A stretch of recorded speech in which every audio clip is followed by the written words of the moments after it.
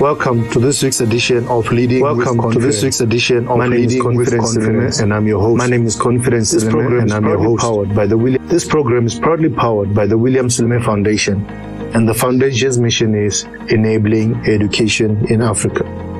Previously, we started on a topic I titled Regaining Your Confidence, and this week we'll be continuing on the same topic. When you regain your confidence, you redetermine your latitude, your altitude, your attitude, and your aptitude. Let's begin with latitude. Latitude speaks of your leeway, your freedom, your autonomy. There's a freedom that comes with being confident.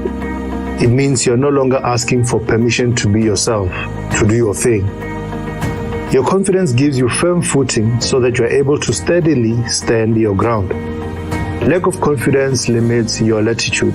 It shackles and confines you, turning you into a mere shadow of the kind of leader you could be. Leadership is merely an expression of your true potential, and there are many people who have the potential to become great leaders, but they lack the confidence to pursue their capacity. They talk themselves out of their greatness.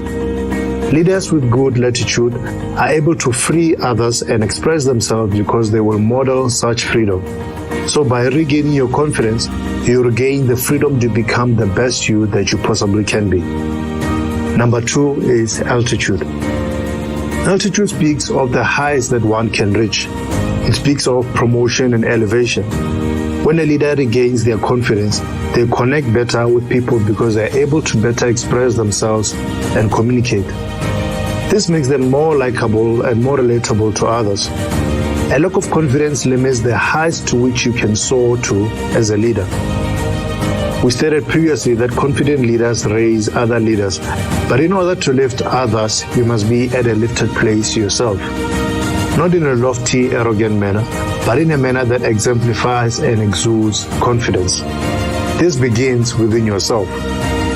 Confidence is an inside job, but it is externally visible and recognizable.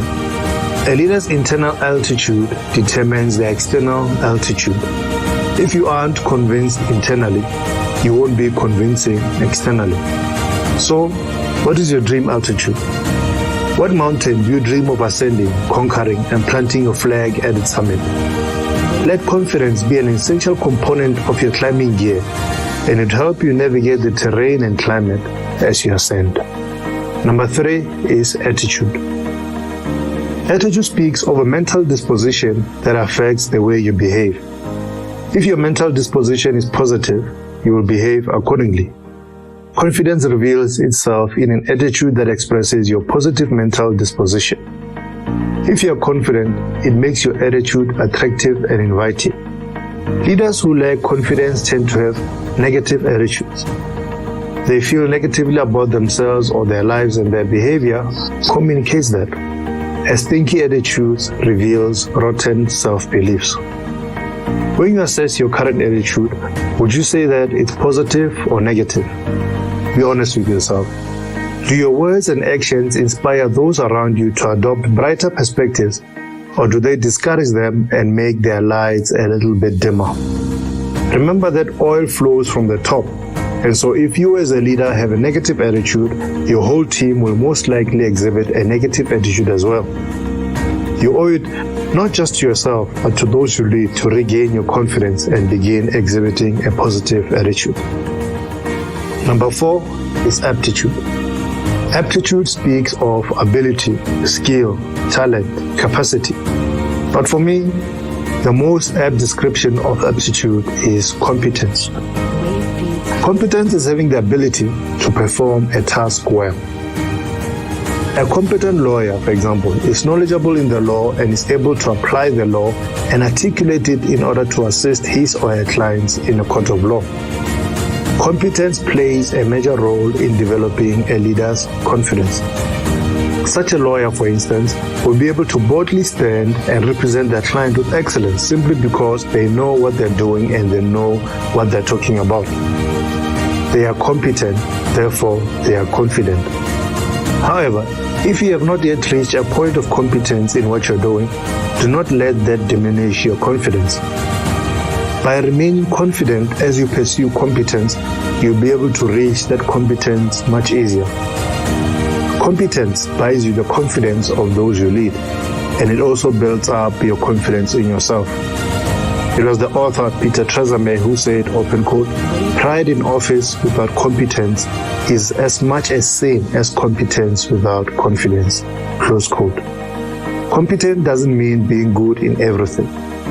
It means knowing your area of gifting and zoning in onto it to develop your knowledge and ability in that area even further. Most leaders become leaders because they specialize in an area of gifting, and they were so good that their gift elevated them to leadership status. It's important that such leaders develop their leadership competence if they wish to build on their success. How do you build your leadership competence? Here are 4 points that I've summarized. Number 1, build yourself through a disciplined daily commitment to grow. Build people through your words and actions. Build relationships through compassion, empathy, and a willingness to sacrifice. Build the organization through commitment to the vision and taking active steps to realize that vision. As we close, I'd like us to speak on building a culture of confidence. Ultimately, it's all about building a culture of confidence. It's about raising our kids to be confident, strong, and bold. It's about inspiring those we lead and work with and helping them believe they can achieve great things. It's about awakening confidence in others and impacting how they view the world and how they experience life.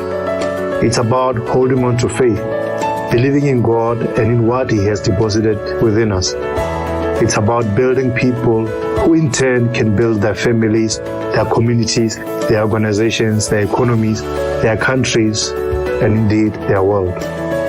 The need for confident leadership has never been greater than it is today.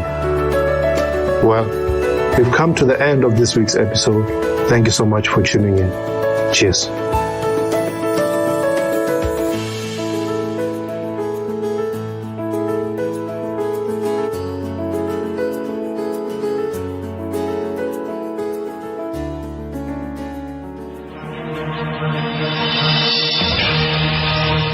Welcome to Word Connect with Pastor Maxwell Ogaga, a teaching ministry where believers are trained to be established in the truth of God's Word.